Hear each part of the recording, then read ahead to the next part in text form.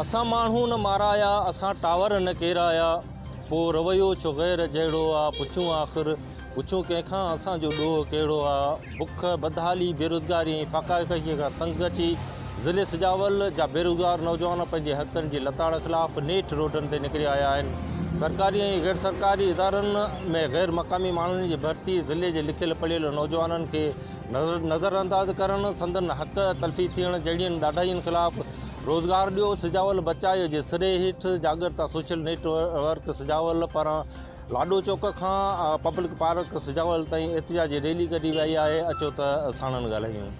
निहायती shine news जो शुक्रगुज़ार आहियां जिन असांखे बेरोज़गारी जे ख़िलाफ़ असांजो साथ ॾिनो आहे ऐं असीं इंतिज़ामिया खां इहो गुज़ारिश कंदासीं त महिरबानी करे जेका गैर मक़ामी माण्हुनि जे सिजावल ज़िले में भर्ती कई पई वञे उहा नामंज़ूर कई वञे ऐं जेको हक़ आहे उहो ज़िले जे पढ़ियल लिखियल नौजवाननि खे रोज़गार ॾिनो वञे ऐं पढ़ियल लिखियल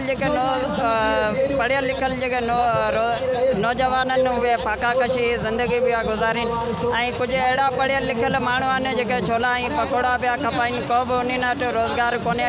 असां वटि धारियनि माण्हुनि जी लोथ लथी पई आहे। इंतिज़ामिया खे गुज़ारिश कंदासीं त महिरबानी करे जेको सो नोटिस वठी सिजावल जे नौजवान सां जेका वेसाघाती कई पई वञे उहा बंदि कई वञे। असां अॼोको हीउ जेको एहतिजाजी मुज़ाहिरो कयो आहे उहो इन ई नुक़्ते ते आहे त असांजे ज़िले सिजावल जा जेके बेरोज़गार नौजवान पढ़ियल लिखियल बेरोज़गार नौजवान आहिनि उन्हनि खे हिते इदारनि में नौकरियूं ॾिनियूं वञनि। हालांकि हिन असांजे ज़िले सिजावल जे इदारनि में गैर मक़ामी जेके भर्तियूं कयूं वञनि थियूं उहे बंदि करे असांजे ज़िले सिजावल जे नौजवाननि खे सरकारी तौरु गैर सरकारी इदारनि में उन्हनि खे नौकरियूं ॾिनियूं वञनि ऐं उन्हनि जी बेरोज़गारी ख़तमु कई वञे ऐं उन्हनि मां बेचैनी ख़तमु कई वञे। अॼु ही जेको पुरअमन रैली जेका कढी वई आहे हक़नि जी हासिलात जे लाइ, उन्हनि जे लाइ जेके पढ़ियल लिखियल नौजवान जिन जे हक़नि ते धारा आया विया आहिनि ऐं हुतां जेके ॿाहिरि गैर मक़ामी माण्हू आहिनि उन्हनि जा लोध लाइ पूरे ज़िले जे नौजवाननि जे हक़नि ते धारा हणी उन्हनि खे कंगाल कयो वियो आहे। ऐं हूअं बि असांजे ज़िले में इख़लाक़ी देवालो निकितो आहे जिते हक़नि जे लाइ असांखे जेको आहे सो सुजाग थियणो पवंदो ऐं निकिरणो पवंदो। सभिनी नौजवाननि खे पंहिंजे हक़नि जी हासिलात जे लाइ सुधो ऐं चिटो अचणो पवंदो, चिटी पॉलिसी ॾियणी पवंदी ऐं तॾहिं ई असां जेको आहे सो कामयाबु थी सघूं था।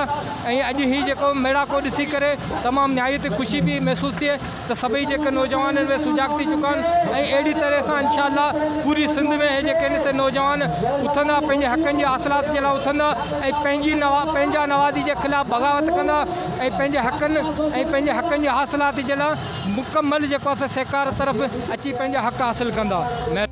अॼोको इहो एहतिजाज नौजवान सोशल वर्कर नांग ग्रुप ऐं मुख़्तलिफ़ नेटवर्कनि जे पारां जेको रखियो वियो आहे, इन जो मुतालबो इहो आहे त सिजावल ज़िले जा नौजवान जेके बि आहिनि उहे मुख़्तलिफ़ परेशानियुनि खे मुंहुं ॾेई रहिया आहिनि। असां दुनिया जे आलमी इदारनि ऐं असेंबली में वेठल उन्हनि चूंडियल नुमाइंदनि खे गुज़ारिश था करियूं त महिरबानी करे सिंध जे नौजवाननि समेत सिजावल जे नौजवाननि खे पंहिंजा हक़ ॾिना वञनि।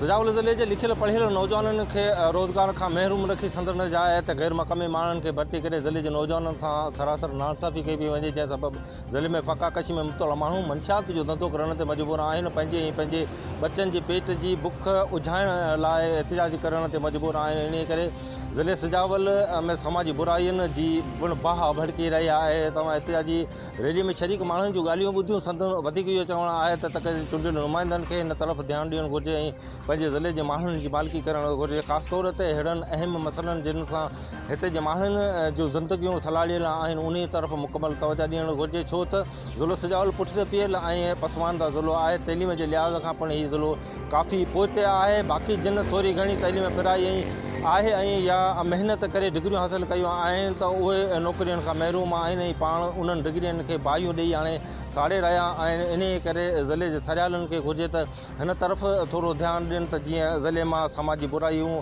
ख़तमु थी सघनि ऐं बुख बदहालीअ खां माण्हू ख़ुदकशियूं करण खां बची सघनि। कैमरामैन राज़ पठाण सां गॾु इमदाद पठाण, शाहीन न्यूज़।